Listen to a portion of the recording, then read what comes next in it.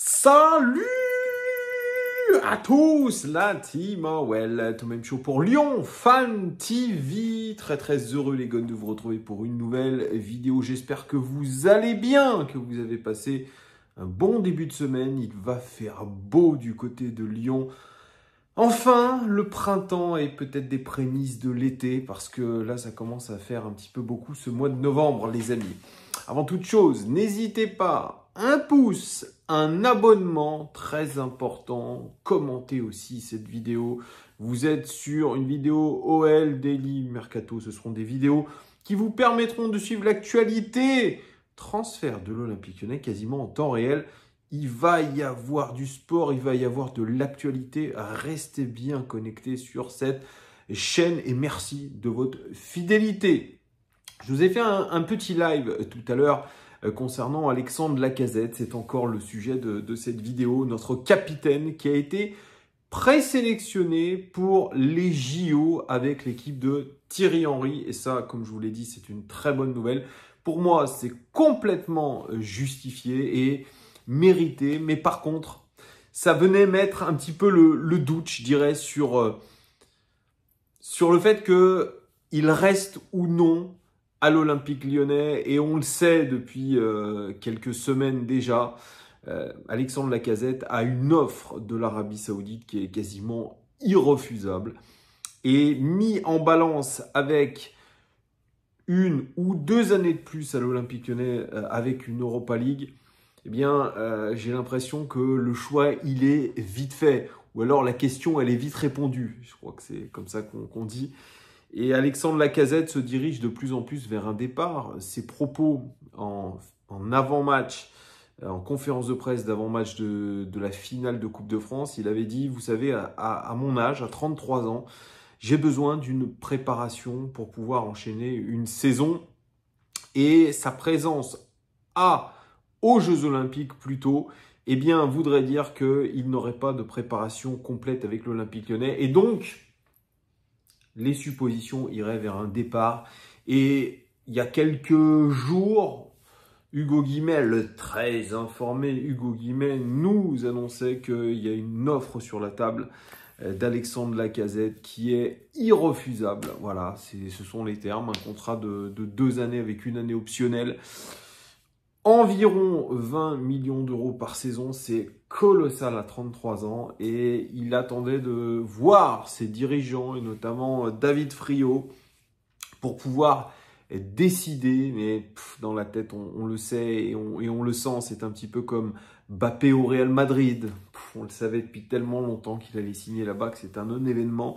Bien, on a l'impression aussi que le fait que Alexandre Lacazette choisisse finalement de signer en Arabie Saoudite, non pas pour un projet sportif, mais pour un projet financier, eh bien, ça coulait de source. D'un côté, c'est décevant, moi, je trouve, en tant que supporter lyonnais, parce que Alexandre Lacazette, on l'aime. Alexandre Lacazette, c'est notre fer de lance. Alexandre Lacazette, c'est notre capitaine. C'est quelqu'un qui nous a créé tellement de plaisir ces 2 dernières années que on est un petit peu déçu de tout ça. C'est la fin d'un cycle, 33 ans. Peut-être qu'il ne pourrait pas rééditer la performance qu'il a faite sur les 2 dernières années, c'est vrai. Mais voilà, il faut avoir en tête qu'il y a des projets aussi qui ne se refusent pas.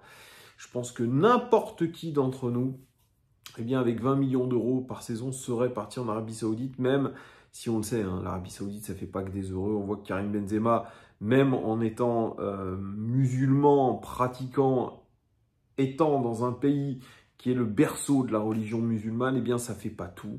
Ça ne fait pas tout. L'argent ne fait pas forcément le bonheur. Lui, il touche 200 millions et quelques sur son contrat. C'est absolument mirifique et pourtant, il ne passe pas des bons moments. On a l'impression que même son retour en Algérie ces derniers temps et dans le village d'origine de ses parents, il me semble, ou de son père ou de sa mère, eh bien, on a l'impression que c'est là où il se sent le mieux. C'est pour vous dire, c'est comme ça. Il n'y a que CR7. CR7, lui, je pense, a assumé complètement le fait de signer en Arabie Saoudite. Et on l'a vu avec ses larmes, avec son énervement, avec Al Nasser, quand il a perdu la finale de la Coupe d'Arabie Saoudite contre Al Hilal, le club de Neymar. On l'a vu agacer, on l'a vu pleurer parce que c'est un compétiteur, parce qu'il aime ce qu'il fait, parce que c'est un professionnel jusqu'au bout des chaussures. Est-ce qu'Alexandre Lacazette va être dans ce même délire? On verra bien. En tout cas, c'est un vrai changement de vie à tous les points de vue. Et il va dans un club. Alors, on pensait que c'était Al-Shabaab. Eh bien, c'est pas Al-Shabaab qui a mis une proposition incroyable sur la table. C'est un club que je ne connaissais pas. Je vous avoue que je ne suis pas le championnat d'Arabie Saoudite. C'est le champion de la division 2 du championnat saoudien, la D2. C'est Al-Qadisiyah qui va monter en Ligue 1 saoudienne. Et apparemment, c'est un club qui va faire extrêmement mal sur le mercato parce que c'est tout simplement le club le plus riche du monde. Alors, je me base sur un article de Foot Mercato qui est très intéressant pour comprendre un petit peu le délire derrière Al-Qadisiyah.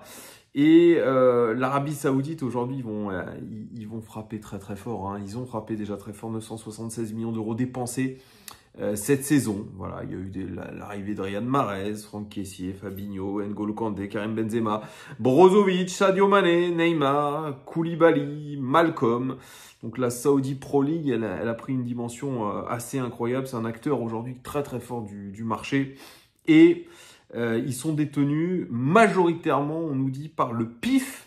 C'est le fonds souverain saoudien, ainsi que d'autres clubs richissimes comme Al-Ettifaq, Al-Shabaab ou encore Al-Tawoun. L'Arabie Saoudite a mis les moyens pour devenir une nouvelle place forte du football. Et donc ce club d'Al-Qadisiyah, club le plus riche du monde, c'est pour vous dire, d'où le contrat de Lacazette, géant du pétrole et du gaz saoudien, donc la société Aramco a son rôle à jouer donc, dans ce développement express. Donc ils ont intégré un partenariat, intégré dans le football avec un partenariat XXL avec la FIFA. Aramco suit le chemin qu'avait voulu mettre en place la société d'hydrocarbures russe Gazprom en Europe. Rappelez-vous, c'était le sponsor de la Ligue des Champions avec un partenariat avec l'UEFA et un club richissime à son actif avec le Zénith Saint-Pétersbourg. Là, c'est la même chose. Donc là, pour l'entreprise saoudienne, là, on est dans un club fanion. C'est Al-Qadisiyah, donc en D2 saoudienne qui évoluera en Saudi Pro League. C'est un géant mondial aujourd'hui de l'énergie, Aramco, qui dispose de la plus forte capitalisation boursière du monde. Voilà, tout simplement. Donc c'est absolument incroyable. C'est une puissance financière terrible et surtout qui a une ambition absolument incroyable. C'est un club historique, on nous dit, du championnat saoudien. Voilà, qui a connu un tournant à la fin du XXe siècle. Relégation en 97. Ça a été ensuite très instable. Ils ont fait l'ascenseur. On les appelle les chevaliers de l'Est. Ils ont repris de grandes ambitions quand Aramco a pris possession du club. Ça, c'était il y a un an, donc cet été. Ils se sont renforcés pour le retour en Saudi Pro League avec quelques joueurs, notamment Mba Diagne, Joël Robles, je ne connais pas, Robles. Max Power Wigan, Alexandre Hack de Mayence. Bon, c'est pas des grands noms, les amis. Hein, voilà. Il y a aussi Luciano Vieto, Alvaro González, ancien Marseillais, les amis. Mohamed Al-Saïri d'Al-Ittihad ou André Carillo. Alors, je connais pas tous ces gens, ils jouaient à Al-Hilal. Donc, ils disent que c'est un recrutement solide, mais là, ils vont encore plus loin. Puisque, ah oui, l'entraîneur, c'est Robbie Fowler. Robbie Fowler, rappelez-vous, légende du football, je crois, de Liverpool. Il me semble, il est passé par Liverpool, par Leeds. Aussi, Robbie Fowler. Voilà. Ensuite, ils ont eu l'ancien coach de l'Olympique de Marseille, Mitchell, qui a débarqué. Voilà, il a commencé d'ailleurs par une défaite. Voilà, donc là, il nous retrace un petit peu toute la saison de Al-Qadisiyah, les amis. Donc, il y a une belle réussite puisqu'ils vont remonter en Saudi Pro League. Et là, ils sont en train de préparer la saison 2024-2025 avec potentiellement le recrutement d'Alexandre Lacazette, donc ce qui est plutôt assez intéressant. Et même si Mitchell, il a fait un bon boulot, ils aimeraient apporter un coach beaucoup plus médiatique. Alors, ça ne sera pas José Mourinho qui a signé à Fenerbahçe, ils avaient pensé à lui. Mais pourquoi pas faire venir Jürgen Klopp, par exemple, hein, c'est pas mal. Donc là, il y a le duo en attaque. Alors, Mba Diagne, Luciano Vieto, donc 19 buts, 3 passes décisives pour Mba Diagne et Luciano Vieto, 17 buts et 10 passes décisives. Incroyable. Donc, si on ajoute Alexandre Lacazette, waouh. Et là, ce que dit d'ailleurs Foot Mercato, c'est qu'ils sont sur Kevin De Bruyne. On rappelle que Kevin De Bruyne, cet hiver, a été tenté d'aller à Al Nasser. Donc on verra si cet été il part pour ce club de Al Qadisiyah qui serait prêt à mettre une fortune sur lui. On parle aussi d'un ancien Lyonnais, encore un, Nabil Fekir. Voilà. Pour l'instant, il a refusé l'offre, Nabil Fekir. Est-ce qu'ils vont retenter des choses? Il y a Virgil van Dijk qui est pareil dans le roster. Casemiro, Mauricio Sarri pour devenir aussi l'entraîneur. Donc il y a beaucoup de pistes extrêmement prestigieuses et c'est là où devrait signer Alexandre Lacazette. Je pense que voilà, ça va se faire. Même, alors ça c'est Foot Mercato qui a annoncé ça tout à l'heure. Ils sont plutôt intéressants dans les rumeurs. Ils ont souvent des bonnes infos. On nous dit que David Friot est en train de négocier avec le club saoudien parce qu'il y aura une indemnité de transfert, à savoir peut-être 15 millions d'euros, peut-être comme ça serait... C'est comme si c'était 1,5 € pour vous. Donc c'est que dalle pour eux. Et Alexandre Lacazette serait d'ores et déjà d'accord avec eux sur le contrat. Donc maintenant, il reste aux deux clubs de s'arranger. Mais Hugo Guillemel, le très informé Hugo Guillemel, a annoncé sur Twitter que rien n'était fait, puisque David Friot serait en vacances à l'étranger et donc qu'il n'y aurait aucune négociation. Je n'y crois pas un seul instant, les amis, parce qu'on le sait, la DNCG, c'est le 12 juin, et que là, c'est une sorte de money time pour les dirigeants lyonnais, et je ne pense pas que David Friot se pavane en vacances, puisqu'on le sait, le mercato de l'Olympique lyonnais découlera de la décision d'Alexandre Lacazette de partir ou non. Et selon Hugo Guillemel, Alexandre Lacazette n'aurait toujours pas pris sa décision.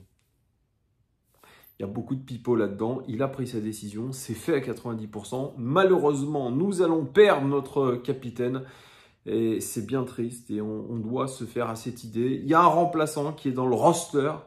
Eh bien, c'est Georges Mikotadze, le roi Georges, ancien de l'Olympique Lyonnais, formé à l'Olympique Lyonnais. J'en ai parlé dans un petit live ce week-end. Eh bien, Georges Mikotadze pourrait signer à l'Olympique Lyonnais cet été en remplacement d'Alexandre Lacazette pour une somme avoisinant les 20 millions d'euros. Affaire à suivre. Dites-moi en commentaire ce que vous pensez du départ d'Alexandre Lacazette vers ce club le plus riche du monde. Merci beaucoup de votre fidélité. Cœur sur vous, les amis. Il y aura encore beaucoup d'actualités mercato. Restez bien connectés sur cette chaîne. Ciao!